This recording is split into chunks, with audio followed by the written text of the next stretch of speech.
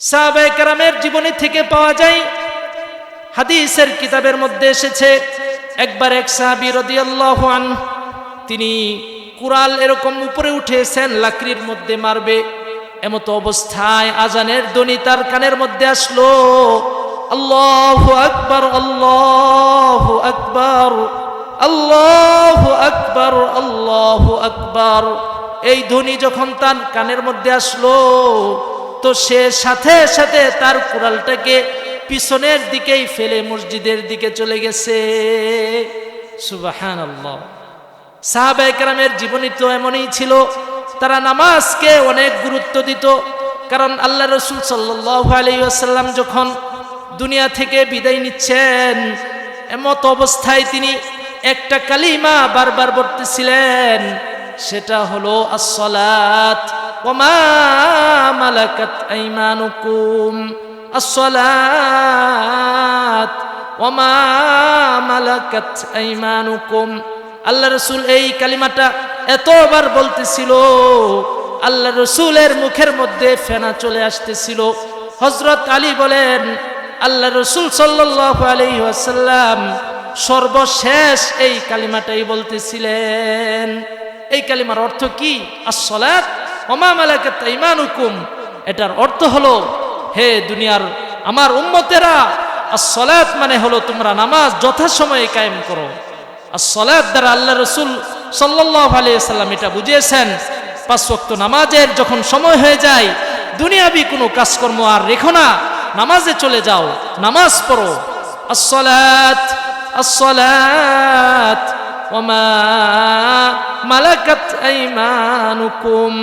আর 2 number যেই কথা বলছেন সেটা হলো, তোমার অধীনস্থ যারা আছে তাদের সাথে সদাচরণ করো, তাদের সাথে ভালো ব্যবহার করো। আল্লাহ রাসূল মৃত্যুর সময় দুনিয়া থেকে বিদায় নিতেছেন, এমত অবস্থায় এই কালিমাটা বারবার বলতেছিলেন, আসসালাত ওয়া মা মালাকাত আইমানুকুম। নামাজ কায়েম করো উম্মত, নামাজ কায়েম করো। 2 নাম্বার হলো, অধীনস্থ যত লোক আছে, কর্মচারী আছে, তাদের সাথে ভালো আচরণ করো, তাদের সাথে সদাচরণ করো, ভালো ব্যবহার করো। হযরত উমর রাদিয়াল্লাহু আনহুকে যখন আবু লুলু মাজুসি ছুরিকাঘাত করে পেটের নাড়ি বুড়ি বের করে ফেললেন, হযরত উমরের যখন জ্ঞান ফিরে আসলো, হযরত উমর বলতেছেন, আসাল্লান নাস, আমি যে ফজরের নামাজটা শুরু করছিলাম, এই নামাজটা কি শেষ হয়েছে? এই নামাজটা কি তোমরা পড়েছো নাকি? সকলে মাথা নাড়িয়ে বলল, হ্যাঁ হুজুর, আমরা নামাজটা পড়েছি। এরপর তিনি বললেন, আমা ইন্নাহু লা হাজ্জা ফিল ইসলামি লি আহাদিন তারকাস সালাত। ইসলামে ওই ব্যক্তির কোনো হক নাই যে নামাজ ছেড়ে দেয়, সে তো ইসলামের মধ্যেই নাই। সে যে নামাজ ছেড়ে দেয় সে তো ইসলামের মধ্যেই নাই। দেখেন, তিনি মুমূর্ষ অবস্থায় আছেন, নারী বুড়ি বের হয়ে গেছে, এমত অবস্থায় তিনি জাগ্রত হয়ে, সজাগ হয়ে, তার সর্বপ্রথম মুখের যে বাণীটা ছিল সেটা হলো, আসাল্লান নাস, মানুষেরা কি নামাজ পড়েছে? আল্লাহ তাআলা বলেন, পরিপূর্ণ ঈমানদারদের 1 নাম্বার বৈশিষ্ট্য হলো, ইযা যুকিরাল্লাহ ওয়াজিলাত কুলুবুহুম। যখন কোনো বান্দাকে আল্লাহর কথা স্মরণ করিয়ে দেওয়া হয়, তখন তার দিল আল্লাহর ভয়ে কেঁপে ওঠে। পরিপূর্ণ ঈমানদারের একটি বৈশিষ্ট্য হলো, যখন তাদের সামনে আল্লাহর কথা স্মরণ করিয়ে দেওয়া হয়, তখন তাদের দিলের মধ্যে আল্লাহর ভয় চলে আসে। আমরা অনেক সময় দুনিয়াবি ফিতনা ফাসাদের এই জমানায় এসে অনেক সময় খারাপ কাজের মধ্যে লিপ্ত হই। এর একটি বৈশিষ্ট্য আমার মধ্যে আছে। বনি ইসরাইলের যুগের একজন যুবক, সে তার চাচাতো বোনের প্রেমে পড়ছে। তো ওই যুবক, সে তার চাচাতো বোনকে বারবার বলতেছে, আসো আমরা আমাদের মনের কামনা বাসনা পূরণ করি। কিন্তু তার চাচাতো বোন রাজি হচ্ছে না, তার চাচাতো বোন রাজি হচ্ছে না। বারবার ওই যুবক তার চাচাতো বোনকে বলতেছে, আসো আমাদের মনের কামনা বাসনা পূরণ করি। তার বোন রাজি হয় না। এক পর্যায়ে পেটের ক্ষুধার কারণে তার চাচাতো বোন রাজি হলো। যখন ওই যুবক তার চাচাতো বোনের উপর উঠে বসলো, এমন সময় ওই যুবতী মহিলা বলল, ভাই আল্লাহকে ভয় করো, আল্লাহ তাআলা দেখতেছেন, আল্লাহকে ভয় করো। এই কথা যখন ওই যুবতী মহিলা বলল, সাথে সাথে ওই যুবকের দিলের মধ্যে আল্লাহর ভয় চলে আসলো।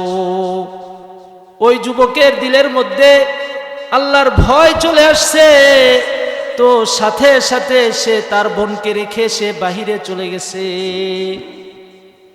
পরিপূর্ণ ঈমানদারদের বৈশিষ্ট্য তো এটাই, যখন কোনো গুনাহের কাজের মধ্যে লিপ্ত হয় আর ওই সময় যদি তাকে আল্লাহর কথা স্মরণ করিয়ে দেওয়া হয়, তখন তার দিলের মধ্যে আল্লাহর ভয় চলে আসে। ওই যুবতী মহিলা বলতেছিল, ভাই আল্লাহকে ভয় করো, আলাম ইয়ালাম বিআন্নাল্লাহা ইয়ারা। আল্লাহ তাআলা বলেন, হে বান্দা তুমি কি জানো না আমি আল্লাহ তাআলা তোমাকে দেখতেছি। যখন বান্দার দিলের মধ্যে এই ভয় থাকবে, আল্লাহ তাআলা আমাকে দেখতেছেন, আল্লাহ তাআলা আমাকে দেখতেছেন, এই ভয় যখন বান্দার দিলের মধ্যে থাকবে, সে কখনো কোনো গুনাহের কাজ করতে পারে না। কারণ বান্দা যখন কোনো গুনাহের কাজ করে তখন 4 ধরনের সাক্ষী হয়ে যায়। 1 নাম্বার সাক্ষী তো স্বয়ং আল্লাহ, 2 নাম্বার সাক্ষী হলো কিরামান কাতিবিন, সম্মানিত লেখক ফেরেশতাগণ যারা সর্বদা আমাদের সাথে রয়েছেন, তারা সব কিছু দেখেন এবং সব কিছু লিপিবদ্ধ করে রাখেন। সূরা ইনফিতরের মধ্যে আল্লাহ তাআলা বলেন, ইয়া আইয়ুহাল ইনসান মা গররাকা বিরব্বিকাল কারীম। হে দুনিয়ার মানুষ, তোমার সম্মানিত রবের ব্যাপারে তোমাকে কোন জিনিস ধোঁকায় ফেললো? তুমি কোন ধোঁকায় পড়ে তোমার রবকে ভুলে গেলে? কোন ধোঁকায় পড়ে তোমার রবের নাফরমানি করতেছো? আল্লাযী খালাকাকা ফাসাওয়াকা ফাআদালাক। আল্লাহ তাআলা তোমাকে সেইভাবেই সৃষ্টি করেছেন যেইভাবে সৃষ্টি করার প্রয়োজন ছিল। আমাদের যেই অঙ্গ যেই জায়গায় দেওয়ার কথা ছিল, আল্লাহ তাআলা সেই অঙ্গগুলো সেই জায়গায় মধ্যে দিয়েছেন। হাত যেখানে দেওয়ার কথা ছিল, যেভাবে দেওয়ার কথা ছিল, আল্লাহ তাআলা হাতটা সেভাবেই দিয়েছেন। দেখেন, একটু চিন্তা করুন, হাত যদি এমন সোজা থাকতো, হাত নড়াচড়া যদি করতে না পারতাম, এরকম ভাবে যদি মুঠি দিতে না পারতাম, এরকম গিরাগুলো যদি না থাকতো, খাবার কিভাবে খেতাম? খাবার খাওয়া যেত? একটু চিন্তা করুন। কোনো কিছু ধরতে পারতাম, কোনো কিছু স্পর্শ করতে পারতাম, ঠিক আছে, কিন্তু সেই স্পর্শের দ্বারা আমি নিজেকে কোনো উপকারে নিয়ে যেতে পারতাম না। যেই জায়গার মধ্যে যেই অঙ্গ দেওয়ার দরকার ছিল, আল্লাহ তাআলা সেই জায়গায় সেই অঙ্গ দান করেছেন। এরপর আল্লাহ তাআলা বলেন, ওরে বান্দা, আমি সব কিছু দিলাম, সব কিছু করলাম, তারপরেও তুমি আমাকে কিভাবে ভুলে গেলে? ফি আই সূরাতিম মা শাআ রাক্কাবাক। আল্লাহ তাআলা চাইলে তোমাকে আমাকে বনের কোনো হিংস্র প্রাণী বানাইতে পারতো, বনের কোনো জন্তু বানাইতে পারতো, সেগুলো না বানিয়ে আশরাফুল মাখলুকাত বানিয়েছেন। আল্লাহ তাআলা বলেন, আসলে তুমি যে গুনাহ করতেছো এটার মূল কারণ হলো কাল্লা বাল তুকাযযিবুনা বিদ্দীন। আসলে তুমি পরকালকে অস্বীকার করতেছো, কারণ পরকালের ভয় যদি তোমার দিলের মধ্যে থাকে, তাহলে তুমি আল্লাহর নাফরমানি করতে পারো না। কাল্লা বাল তুকাযযিবুনা বিদ্দীন ওয়া ইন্না আলাইকুম লাহাফিজিন কিরামান কাতিবিন। আল্লাহ তাআলা বলেন, তুমি যে গুনাহের মধ্যে লিপ্ত আছো এটার মূল কারণ হলো তুমি পরকালকে ভুলে গেছো। তোমার এই 60-70 বছরের জীবনের হিসাব যে দিতে হবে সেটা তুমি ভুলে গেছো। ওরে বান্দা, তোমার দুই কাঁধে দুইজন ফেরেশতা রয়েছেন, তারা তোমার সকল কাজগুলো লিপিবদ্ধ করে রাখতেছেন। তোমরা যা কিছু করতেছো, চাই নেক আমল করো না কেন, চাই বদ আমল করো না কেন, যাই কিছু করো না কেন, সব কিছু ফেরেশতারা দেখতেছেন এবং লিপিবদ্ধ করে রাখতেছেন। তাহলে আমরা বুঝতে পারলাম আল্লাহ তাআলাও সাক্ষী হয়ে যান। বান্দা যখন গুনাহ করে আল্লাহও সাক্ষী হয়ে যান। আবার কিরামান কাতিবিন, সম্মানিত লেখক ফেরেশতা যারা আমাদের কাঁধে থাকে, তারাও সাক্ষী হয়ে যান। 3 নাম্বার হলো, যেই জমিনের উপর বসে আমরা গুনাহ করি, ওই জমিনও কাল কিয়ামতের ময়দানে আমার আপনার বিপক্ষে সাক্ষী হয়ে যাবে। সূরা জিলজালের মধ্যে আল্লাহ বলেন, ইয়াউমা ইযিন তুহাদ্দিসু আখবারাহা বিআন্না রাব্বাকা আওহা লাহা। আল্লাহ তাআলা জমিনকে সেদিন ডেকে বলবেন, ও জমিন, তোমার উপর দাঁড়িয়ে কে কি অপরাধ করেছে, কে কি নাফরমানি করেছে একটু বলো আমাকে। সেদিন জমিন প্রত্যেকের গুনাহগুলো সুস্পষ্টভাবে বলে দিবেন। উমুকে উমুক জায়গায় দাঁড়িয়ে আমার উপর এই গুনাহ করেছিল, উমুকে উমুক জায়গায় গিয়ে এই অপরাধমূলক কাজ করেছিল। জমিন প্রত্যেকের গুনাহগুলো সেদিন মাওলার সামনে বলে দিবে। 4 নাম্বার যে সাক্ষী হয়ে যাবেন তারা হলো আমাদের নিজেদের অঙ্গ প্রত্যঙ্গগুলোই কাল কিয়ামতের ময়দানে আল্লাহর সামনে দাঁড়িয়ে আমাদের নিজেদের অঙ্গ প্রত্যঙ্গগুলোই আমাদের বিপক্ষে সাক্ষী হয়ে যাবে। সূরা ইয়াসিনের মধ্যে আল্লাহ বলেন, আল ইয়াউমা নাখতিমু আলা আফওয়াহিহিম ওয়া তুকাল্লিমুনা আইদিহিম ওয়া তাশহাদু আরজুলুহুম বিমা কানু ইয়াকসিবুন। কাল কিয়ামতের ময়দানে আল্লাহ রাব্বুল আলামিন এই জবানকে বন্ধ করে দিবেন। এই জবান দিয়ে সেদিন কেউ কোনো কথা বলতে পারবে না। আল্লাহ তাআলা সেদিন হাতকে বলবেন, ও হাত তুমি কথা বলো, তোমার দ্বারা সে কি অপরাধ করছিল। সেদিন এই হাত বলবে, ওগো মাওলা, সে দুনিয়াতে আপনার দেওয়া এই হাত দ্বারা এই অপরাধমূলক কাজগুলো করেছিল। সেদিন পাগুলো সাক্ষী হয়ে যাবে, নিজেদের অঙ্গ প্রত্যঙ্গগুলোই কাল কিয়ামতের ময়দানে আমার আপনার বিপক্ষে সাক্ষী হয়ে দাঁড়াবে। যেই কথা বলতেছিলাম, বনি ইসরাইলের ওই যুবতী মহিলা তার চাচাতো ভাইকে বলল, ভাই আল্লাহকে ভয় করো, আল্লাহ তাআলা দেখতেছেন, আল্লাহ তাআলা দেখতেছেন। সাথে সাথে ওই যুবক তার চাচাতো বোনকে রেখে সে অন্যত্র চলে গেল। এই জন্য পরিপূর্ণ ইমানদারদের একটি বৈশিষ্ট্য তো হলো, যখন তাদের সামনে আল্লাহর কথা স্মরণ করিয়ে দেওয়া হয়, তাদের দিল আল্লাহর ভয়ে কেঁপে ওঠে, তাদের দিল আল্লাহর ভয়ে কেঁপে ওঠে। আজকে আমরা যখন টিভি দেখি বা মোবাইল দেখি, নাটক সিনেমা দেখতেছি, এমত অবস্থায় যদি আমার বাবা, আমার বড় ভাই আমাকে বলে, ভাই হে আমার সন্তান, এটা তো গুনাহের কাজ, এটা ছেড়ে দাও, এমত অবস্থায় যদি আমরা ওই গুনাহের কাজটা ছেড়ে দিতে পারি, তাহলে বুঝতে হবে পরিপূর্ণ ইমানদারদের একটি বৈশিষ্ট্য আমাদের মধ্যে আছে। আর যদি আমরা গুনাহ ছেড়ে দিতে না পারি, তাহলে বুঝতে হবে পরিপূর্ণ ইমানদারদের যে 5টি বৈশিষ্ট্যের মধ্যে 1 নাম্বার যে বৈশিষ্ট্যটা, সেটা আমাদের মধ্যে নাই। এবার চিন্তা করে দেখুন, আমরা কি গুনাহের কাজ ছেড়ে দেই নাকি গুনাহের কাজ কন্টিনিউ করতে থাকি? একটু নিজেরাই চিন্তা করে দেখুন। পরিপূর্ণ ইমানদারদের 2 নাম্বার বৈশিষ্ট্য হলো, ওয়া ইযা তুলিয়াত আলাইহিম আয়াতুহু যাদাতহুম ঈমানা।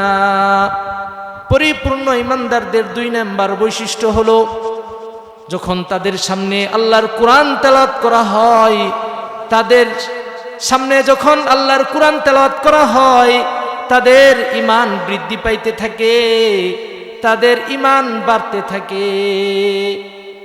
সাহাবায়ে কেরামের জীবনী থেকে এটা পাওয়া যায়, তারা যখন কোরআনুল কারীমের তেলাওয়াত করতেন বা কোরআনুল কারীমের তেলাওয়াত শুনতেন, তখন তাদের ঈমান বৃদ্ধি পাইত, তাদের ঈমান বেড়ে যেত। আমরাও তো দৈনন্দিন মাগরিবের নামাজে, এশারের নামাজে, ফজরের নামাজে ইমাম সাহেবের জবান থেকে কোরআনুল কারীমের তেলাওয়াত শুনি।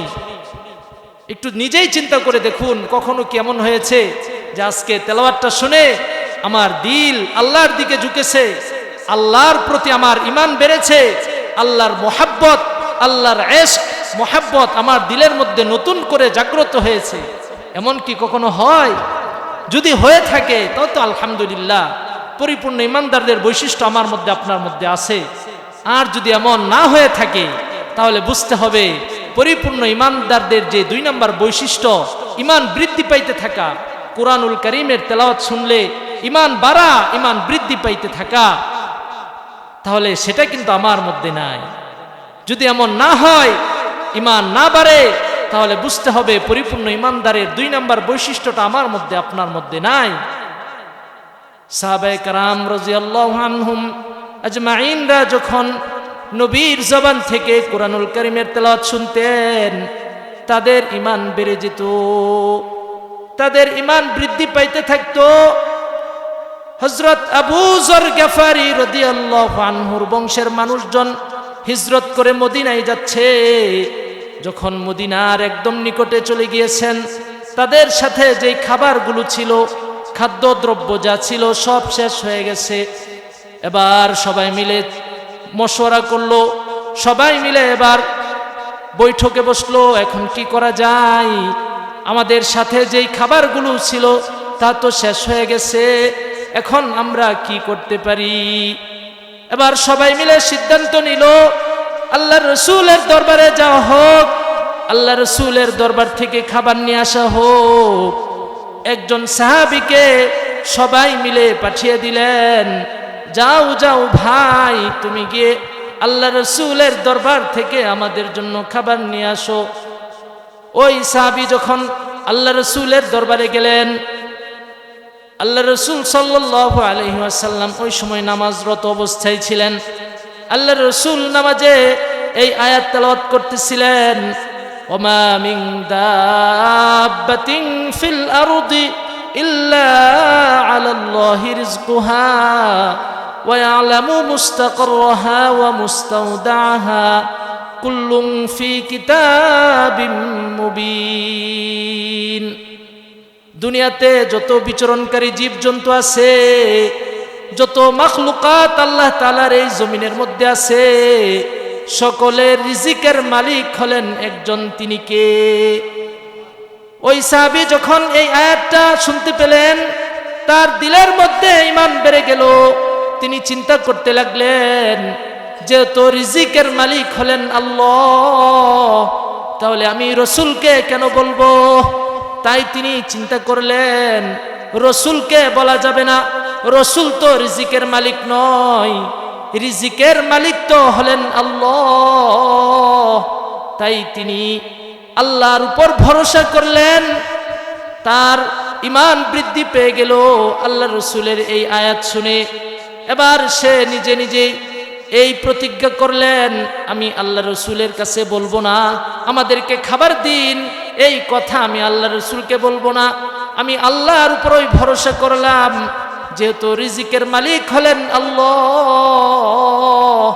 অতএব রিজিক দাতা যেহেতু আল্লাহ, আমি আল্লাহর উপরই ভরসা করলাম।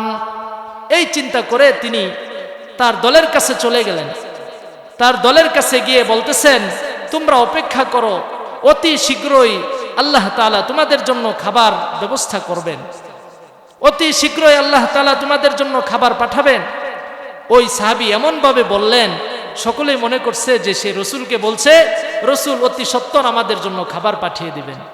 তো বাস্তবেই দেখা গেল কিছুক্ষণ পর 2 জন মানুষ, তারা মূলত ফেরেশতা ছিল, 2 জন মানুষের আকৃতি ধারণ করে আল্লাহ তাআলা তাদেরকে পাঠিয়ে দিলেন। তারা খাবার নিয়ে আসলেন, ওই খাবার সকলে মিলে খেলো। খাওয়া শেষ হলে অনেক খাবার বেঁচে গেল। এবার আবার তারা বলতেছেন, যেহেতু অনেক খাবার বেঁচে গেছে, আল্লাহ রসুলের দরবারে অনেক সাহাবী আছেন যারা না খেয়ে থাকেন, আমরা যদি এই খাবার তাদের কাছে পাঠিয়ে দেই, বাকি সাহাবীরা খেতে পারবে। এই কথা বলে ওই সাহাবীকে দিয়ে পাঠিয়ে দিলেন, যাও তুমি গিয়ে এই খাবারটা দিয়ে আসো। এবার ওই সাহাবী গিয়ে বলতেছেন, ইয়া রাসূলুল্লাহ, ইয়া হাবিবাল্লাহ, আপনি যে খাবার আমাদের কাছে পাঠিয়েছিলেন, তা তো বেঁচে গেছে, অনেক খাবার রয়ে গেছে, আমি আপনাদের জন্য আপনার যেই সাহাবীরা না খেয়ে আছেন তাদের জন্য নিয়ে আসলাম। আল্লাহ রাসূল বলতেছেন, কি বলো, কি বলতেছো তুমি? আমি তো কোথাও খাবার পাঠাই নাই, আমি তো কোথাও খাবার পাঠাই নাই, কি হয়েছে ঘটনা খুলে বলো। এবার ওই সাহাবী বলতেছেন, ইয়া রাসূলুল্লাহ, ইয়া হাবিবাল্লাহ, আমরা আবু যর গিফারির বংশের মানুষ, হিজরত করে মদিনায় আসতেছি। এই যে অতি সত্তর আমাদের কাফেলা রয়েছে, আমাদের খাবার শেষ হয়ে গেছে। সবাই মিলে মশওয়ারা করলো, ফাইসালা হলো এটা যে আপনার কাছ থেকে আমরা খাবার নিয়ে আসব। আমি এসে দেখেছিলাম আপনি নামাজের মধ্যে এই আয়াত তেলাওয়াত করতেছিলেন, ওমা মিন দাব্বাতিন ফিল আরদি ইল্লা আলাল্লাহি রিজকুহা ওয়া ইয়ালামু মুস্তাকাররাহা ওয়া মুস্তাওদাআহা কুল্লুন ফি কিতাবিম মুবিন। তখন আল্লাহ রাসূল বললেন, তুমি যে আল্লাহর উপর ভরসা করছো, আল্লাহর উপর যে তুমি তাওয়াক্কুল করছো, সেই কারণে আল্লাহ রব্বুল আলামিন তোমাদের জন্য জান্নাত থেকে খাবার পাঠিয়ে দিয়েছেন। সুবহানাল্লাহ।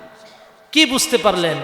সাহাবায়ে কেরাম রাদিয়াল্লাহু আনহুম আজমাইন, তারা কুরআনুল কারীমের তেলাওয়াত শুনতো, তাদের ঈমান বেড়ে যেত, তাদের ঈমান বৃদ্ধি পাইত। আমরাও শুনি, আমাদের ঈমান কি বাড়ে? যদি বাড়ে তো আলহামদুলিল্লাহ, যদি না বাড়ে, না বাড়ার মেহনত করতে হবে। কিভাবে? কুরআন তেলাওয়াত করলে আল্লাহর প্রতি ইশক মুহাব্বত আসে, আল্লাহর প্রতি ঈমান আরো বাড়ে, কোরআনের প্রতি রাসূলের প্রতি মুহাব্বত আসে। সেরকম ভাবে আমাদের চেষ্টা ফিকির করতে হবে। পরিপূর্ণ ঈমানদারদের ৩ নম্বর বৈশিষ্ট্য হলো ওয়া আলা রাব্বিহিম ইয়াতাওয়াক্কালুন। তারা সূরা ফাতিহা থেকে সূরা নাস পর্যন্ত পড়ে আর আল্লাহর উপরই ভরসা করতে থাকে। প্রত্যেকটা কাজের মধ্যে তারা আল্লাহর উপরই ভরসা করে। এটা কার গুণ? পরিপূর্ণ ঈমানদারের গুণ। পরিপূর্ণ ঈমানদারের ৩ নম্বর গুণ হলো তারা আল্লাহর উপরই ভরসা করে। আর আল্লাহ তাআলা বলেন, ওয়া মান ইয়াতাওয়াক্কাল আলাল্লাহি ফাহুয়া হাসবু। যারা আল্লাহর উপর ভরসা করে আল্লাহ তাআলা তাদের জন্য যথেষ্ট হয়ে যান। সুবহানাল্লাহ। পরিপূর্ণ ঈমানদারের ৪ নম্বর বৈশিষ্ট্য হলো আল্লাযীনা ইউকিমুনাস সালাহ, আল্লাযীনা ইউকিমুনাস সালাহ। পরিপূর্ণ ঈমানদারের ৪র্থ নম্বর বৈশিষ্ট্য হলো যখন নামাজের সময় হয়ে যায় তখন তারা দুনিয়ার সকল কাজকর্ম পিছনে ফেলে তারা যথা সময়ে নামাজ আদায় করে। সাহাবায়ে কেরামের জীবনী থেকে পাওয়া যায়, হাদিসের কিতাবের মধ্যে এসেছে, একবার এক সাহাবী রাদিয়াল্লাহু আনহু তিনি কুড়াল এরকম উপরে উঠেছেন, লাকড়ির মধ্যে মারবে, এমতো অবস্থায় আজানের ধ্বনি তার কানের মধ্যে আসলো, আল্লাহু আকবার, আল্লাহু আকবার, আল্লাহু আকবার, আল্লাহু আকবার। এই ধ্বনি যখন তার কানের মধ্যে আসলো তো সে সাথে সাথে তার কুড়ালটাকে পিছনের দিকেই ফেলে মসজিদের দিকে চলে গেছে। সুবহানাল্লাহ। সাহাবায়ে কেরামের জীবনী তো এমনই ছিল, তারা নামাজকে অনেক গুরুত্ব দিত। কারণ আল্লাহ রাসূল সাল্লাল্লাহু আলাইহি ওয়াসাল্লাম যখন দুনিয়া থেকে বিদায় নিচ্ছেন এমত অবস্থায় তিনি একটা কালিমা বারবার বলতেছিলেন, সেটা হলো আস-সালাত ওয়া মা মালাকাত আইমানুকুম, আস-সালাত ওয়া মা মালাকাত আইমানুকুম। আল্লাহ রাসূল এই কালিমাটা এতবার বলতেছিল, আল্লাহ রাসূলের মুখের মধ্যে ফেনা চলে আসতেছিল। হযরত আলী বলেন, আল্লাহ রাসূল সাল্লাল্লাহু আলাইহি ওয়াসাল্লাম সর্বশেষ এই কালিমাটাই বলতেছিলেন। এই কালিমার অর্থ কি? আস-সালাত ওয়া মা মালাকাত আইমানুকুম। এটার অর্থ হলো, হে দুনিয়ার আমার উম্মতেরা, আস-সালাত মানে হলো তোমরা নামাজ যথাসময়ে কায়েম করো। আর সালাত দ্বারা আল্লাহ রাসূল সাল্লাল্লাহু আলাইহি ওয়াসাল্লাম এটা বুঝিয়েছেন, 5 ওয়াক্ত নামাজের যখন সময় হয়ে যায়, দুনিয়াবি কোনো কাজকর্ম আর রেখো না, নামাজে চলে যাও, নামাজ পড়ো। আসসালাত আসসালাত ওয়া মা মালাকাত আইমানুকুম। আর 2 নাম্বার যেই কথা বলছেন সেটা হলো তোমার অধীনস্থ যারা আছে তাদের সাথে সদাচরণ করো, তাদের সাথে ভালো ব্যবহার করো। আল্লাহ রসুল মৃত্যুর সময় দুনিয়া থেকে বিদায় নিতেছেন, এমত অবস্থায় এই কালিমাটা বারবার বলতেছিলেন, আসসালাত ওয়া মা মালাকাত আইমানুকুম। নামাজ কায়েম করো উম্মত, নামাজ কায়েম করো। 2 নাম্বার হলো অধীনস্থ যত লোক আছে, কর্মচারী আছে, তাদের সাথে ভালো আচরণ করো, তাদের সাথে সদাচরণ করো, ভালো ব্যবহার করো। হযরত উমর রাদিয়াল্লাহু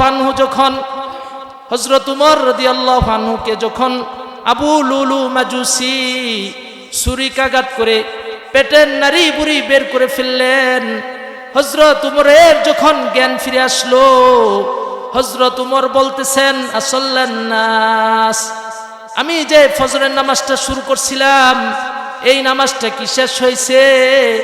এই নামাজটা কি তোমরা পড়েছো নাকি? সকলে মাথা নাড়িয়ে বলল, হ্যাঁ হুজুর, আমরা নামাজটা পড়েছি। এরপর তিনি বললেন, আমা ইন্নাহু লা হাজ্জা ফিল ইসলামি লি আহাদিন তারকাস সালাত। ইসলামে ওই ব্যক্তির কোনো হক নাই যে নামাজ ছেড়ে দেয়, সে তো ইসলামের মধ্যেই নাই। সে যে নামাজ ছেড়ে দেয় সে তো ইসলামের মধ্যেই নাই। দেখেন, তিনি মুমূর্ষ অবস্থায় আছেন, নারী বুড়ি বের হয়ে গেছে, এমত অবস্থায় তিনি জাগ্রত হয়ে সজাগ হয়ে তার সর্বপ্রথম মুখের যে বাণীটা ছিল সেটা হলো, আসল্লান নাস, মানুষেরা কি নামাজ পড়েছে? তার মানে কি বোঝা যায় নামাজের কত গুরুত্ব? এগুলো লম্বা আলোচনা, সেদিকে আমি যাচ্ছি না। আমি অতি অল্প সময়ে যে কথা আজকে বোঝানোর উদ্দেশ্য, পরিপূর্ণ ইমানদারের 5টি বৈশিষ্ট্য, তার মধ্যে 4th নাম্বার বৈশিষ্ট্য যেটা আসসালাত। আসসালাত, আল্লাহ তাআলা বলেন, আল্লাযীনা ইউকিমুনাস সালাহ। পরিপূর্ণ ইমানদারদের 4th নাম্বার বৈশিষ্ট্য হলো তারা যথা সময়ে নামাজ কায়েম করে। পরিপূর্ণ ইমানদারের 5ম নাম্বার যে বৈশিষ্ট্যটা সেটা হলো ওমিম্মা রাযাকনাহুম ইউনফিকুন। আল্লাহ তাআলা তাদের যেই ধন সম্পদ দান করেছেন সেগুলো থেকে তারা যাকাত আদায় করে এবং নফল দান সদকা করে।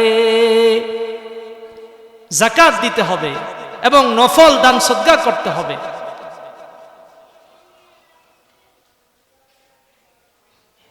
আল্লাহ তাআলা সূরা মুদ্দাসসিরের মধ্যে বলেন, মা সালাকাকুম ফি সাকার ক্বালু লাম নাকু মিনাল মুসাল্লিন ওয়া লাম নাকু নুতঈমুল মিসকিন ওয়া কুন্না নাখুদু মাআল খায়িদিন। এই আয়াতের শানে নজুলের মধ্যে এসেছে যে জান্নাতীরা যখন জান্নাতে চলে যাবে এবং জাহান্নামীরা যখন জাহান্নামে চলে যাবে, জান্নাতি এমন 2 জন মানুষ, তারা এমন একজনকে দেখতে পাবে জাহান্নামের আগুনে জ্বলতেছে, যাদেরকে তারা চিনতে পারবে। তো তারা একে অপরকে বলবে, এই মানুষটা তো দুনিয়াতে আমাদের সাথে চলাফেরা করত, তার কি অপরাধ, সে কোন অপরাধের কারণে আজকে জাহান্নামে চলে গেল? তারা একে অপরকে বলতে থাকবে, এ ভাই, অমুক তো দুনিয়াতে আমাদের সাথে চলাফেরা করত, সে তো দুনিয়াতে আমাদের সাথেই খেলাধুলা করত, সকল উঠা বসা তার আমাদের সাথেই ছিল। আমরা আসলাম জান্নাতে, সে গেল জাহান্নামে, এটার কারণ কি? এবার তারা চিন্তা করতে করতে জাহান্নামের যে দারওয়ান রয়েছে, মালিক দারওয়ান, তার কাছে গিয়ে বলবে, ও মালিক ভাই, তার কি অপরাধ, সে কোন অপরাধের কারণে জাহান্নামে চলে গেল? এবার মালিক দারওয়ান বলবে, ভাইরা, তোমরাই গিয়ে তাকে জিজ্ঞাসা করো সে কোন অপরাধের কারণে জাহান্নামে চলে গেল। এবার ওই 2 জন বন্ধু ওই জাহান্নামী বন্ধুকে বলবে, ও ভাই, কিসের কারণে তুমি জাহান্নামে এলে? এবার ওই জাহান্নামী বলবে, আনিল মুজরিমিনা মা সালাকাকুম ফি সাকর ক্বালু লাম নাকু মিনাল মুসাল্লিন। ওই জাহান্নামী বলবে, দুনিয়াতে তো উঠা বসা একসাথেই ছিল, খাওয়া দাওয়া একসাথেই ছিল, কিন্তু যখন নামাজের সময় হতো নামাজ পড়তাম না। ক্বালু লাম নাকু মিনাল মুসাল্লিন ওয়া লাম নাকু নুতঈমুল মিসকিন। 2 নাম্বার বলবে, আমরা গরিব মিসকিনদেরকে খাবার খাওয়াতাম না, যাকাত দিতাম না, গরিব মিসকিনদেরকে খাবার খাওয়াতাম না। আরো কয়েকটি কারণ সামনে উল্লেখ করেছেন, তো সময় সংক্ষিপ্ত, এই জন্য সংক্ষেপে বলতেছি। ওই জাহান্নামী বলবে, আমি দুনিয়াতে উঠা বসা তো তোমাদের সাথেই করতাম, কিন্তু নামাজের সময় নামাজ পড়তাম না, এবং গরিব মিসকিনদেরকে তাদের হক, তাদের যে প্রাপ্য ছিল সেটা তাদের আদায় করতাম না। পরিপূর্ণ ইমানদারের এই 5টি বৈশিষ্ট্য। 1 নাম্বার বৈশিষ্ট্য ছিল ইযা যুকিরাল্লাহু ওয়াজিলাত কুলুবুহুম, যখন তাদের সামনে আল্লাহর কথা স্মরণ করিয়ে দেওয়া হয়, আল্লাহর ভয় তাদের দিলের মধ্যে চলে আসে। 2 নাম্বার হলো আল্লাযীনা ইযা তুলিয়াত আলাইহিম আয়াতুহু যাদাতহুম ঈমানা। 2 নাম্বার হলো যখন তারা কুরআনুল কারীমের তেলাওয়াত করে বা শুনে তাদের ঈমান বৃদ্ধি পাইতে থাকে। 3 নাম্বার হলো ওয়া আলা রাব্বিহিম ইয়াতাওয়াক্কালুন, তারা আল্লাহর উপর ভরসা করে।